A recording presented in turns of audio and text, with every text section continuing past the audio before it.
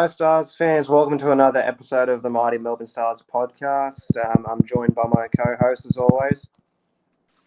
Hey guys, Jacob here from Melbourne Stars News, and yeah, it's incredible to be back with Heath, first podcast of the off season officially, and today we're going to be reviewing our new trade period. The inaugural BBL 14 trade period has just finished. A few big moves across the league, so we're wrapped to get into that. But I'll hand back to you, Heath, to get us started. Yep. So we acquired Liam Hatcher from the Thunder, and we also acquired Mitch Swepson from the Brisbane Heat, quality leg spinner. So obviously we required those two. What do you reckon they'll bring to the team, and what role do you reckon they'll play in the team for the next season of the Big Bash? Well, I think the biggest role would be for Swepson. Having a spinner from Australia makes such a difference. We noticed how good we were with Zampa. And then for the past few years, we've had to waste, or not waste, but we've had to use one of our draft picks on a Salamir. And he's been great, but it's just costly when we have to use, a draft pick up on a spinner every single year. So to have someone like Swepson who's available for the whole season, to play every game. He's got perfect availability and he's a great player. So I think his role will be really good as our main spinner. And then that means we can use someone else with our draft pick. So yeah, his role will be huge for us. And as for Liam Hatcher, his role actually just got bigger since the departure of Joel Paris. Because when we first signed him, I didn't see him in our lineup just because of the pace bowlers that we already have in, Siddle, Stecty, Curran. But with the departure of Paris, then I think Liam Hatcher's really going to have to step up. He hasn't played a BBL game in a while. He was not bad for us back in the day, but had a couple quiet seasons at the Thunder and probably lost a bit of confidence. They didn't really give him a game at all. Didn't show him any respect. So I'm interested to see how he goes. What do you think?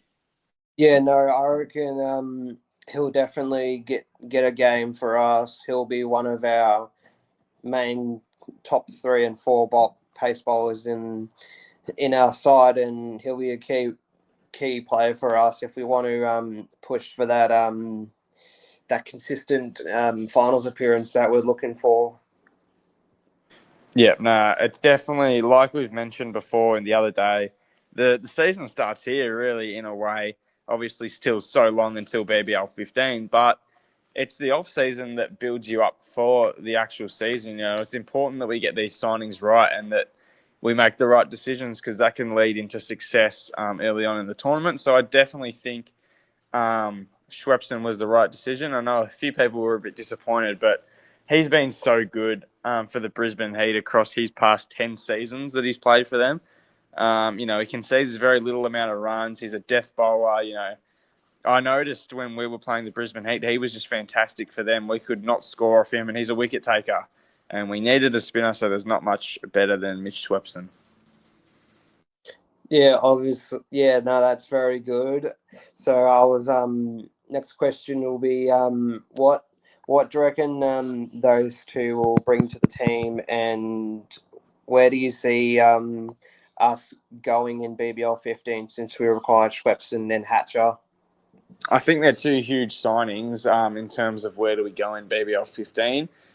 If it's an improvement or a negative, I'm not too sure yet because we did lose a couple of players, which we'll get into in a minute. But they're both going to play huge roles in the team. I mean, Liam Hatcher will hopefully bring some pace to the attack, and obviously Swepson's is pretty self-explanatory. He's going to be our main spinner, so that's a very big deal.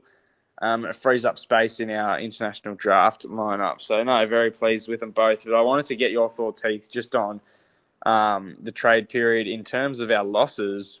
Obviously, Big Bo Webster to the Hurricanes and now Joel Paris to the Perth Scorchers. What do you make of that? How do you feel we're going to go without those two? Well, I reckon we're going to be fine with a loss of Bo Webster.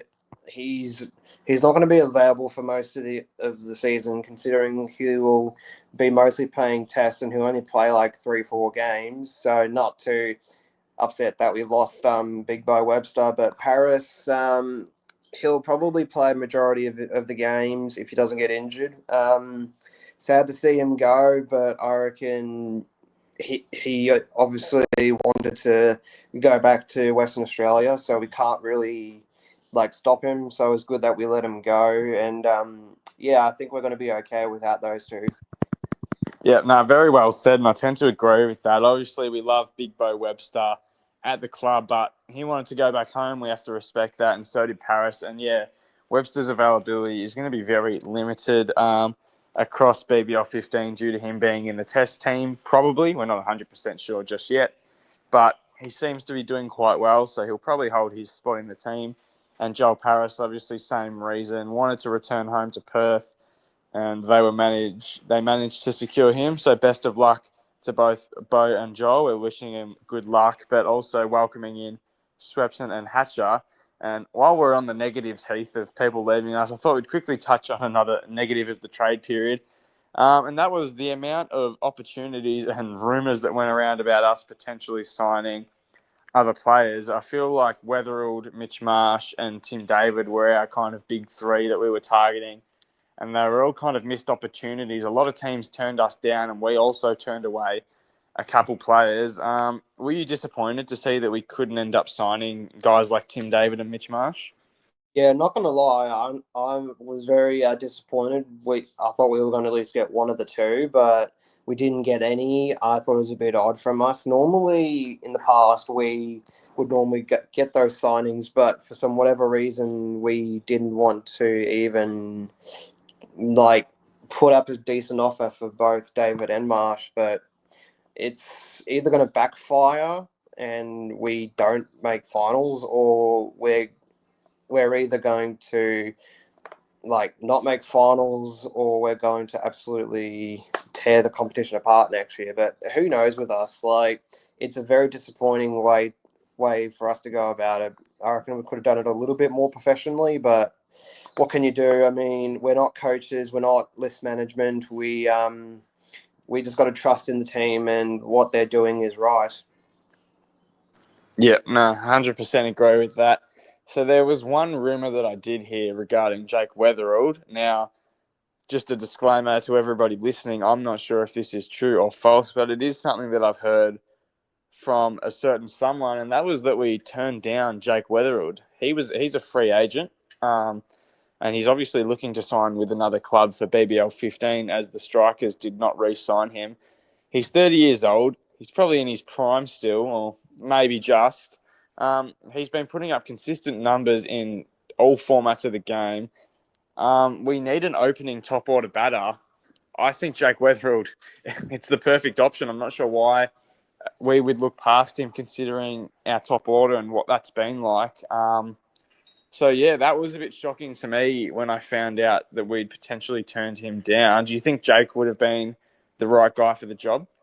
Yeah, I reckon he would have fit that power hitting mold that we've been looking for, just to help Storness and Maxwell and Cartwright and Ben Duckett. But obviously we didn't do that, and I reckon it's just a big opportunity lost. But you never know. At the end of the day, hopefully it doesn't backfire, but we really don't know.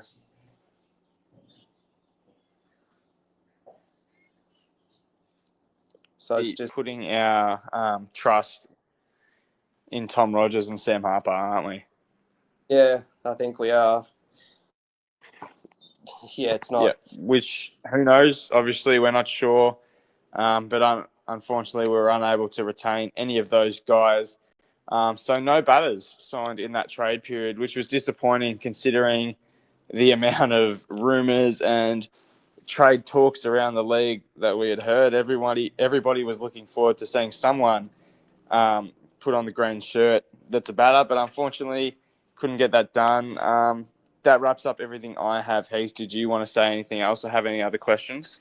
We're honestly going to have to go to the draft, and we're going to have to pick a batter, a good quality batter, and yeah, I think that's what we're going to have to do. I don't know if we go for a Duckett or we try and look for someone else. What do you think? Well, Ben Duckett probably won't be in the draft this year just due to his availability because he's going to be playing in the Ashes next summer, which goes all across the Big Bash season. So he won't be available for pretty much anything. So we're probably going to have to look elsewhere. We obviously don't know who's nominated for the BBL 15 draft yet, so we're going to have to wait and see. But yeah, I'd say with our first round pick, we'd 100% take a top order batter. Our second round pick is already locked in, and that will be Tom Curran that we have to retain. And then our third round pick, which is usually Osama Mir, but now that we have Swepson, that means we can strengthen our batting lineup even more and choose yet another international batter. So that'll be fantastic for us because I noticed when our international batters are gone, like Dan Lawrence and Ben Duckett, we struggled. So I think if we can have another international batter at the crease throughout the whole season, then that'll be a big advantage for us and we can really focus on strengthening our lineup. What do you think? Yeah, no, 100% agree. And like we said, just need to go for the best available in the draft. If we can get a batter that's going to really help us with pushing us towards our first title, then yeah, we are by all means but we got to pick smart, and we just got to wait and see who nominates and who we can pick up and everything. Honestly, like, don't forget to subscribe to the YouTube channel, trying to hit 50 odd. Don't forget to follow our personal accounts and the podcast account, and we will be stay tuned for the next video, which will be top 10 moments from the stars in BBL 14, as we got that idea from a certain someone, and yeah, that should be good fun. Yep, no, thank you once again for coming on, Heath, and hosting. It's been a pleasure to join you. Obviously, a little bit of a shorter episode today, but here at the Melbourne Stars podcast, we prefer quality over quantity. We're not going to yap on for hours and hours about stuff that you don't need to hear. We've told you the trade period news. We've let you know everything that's happening around the league based for the Melbourne Stars. Yeah, like Heath's mentioned, make sure you subscribe and like if you do enjoy the content. We're trying to hit 50 subscribers on the YouTube, but apart from that, it's been Jacob and Heath once again. Thank you all for watching, and we'll see you on the next one. Yeah, thank you. Go Stars. Guys. What you doing?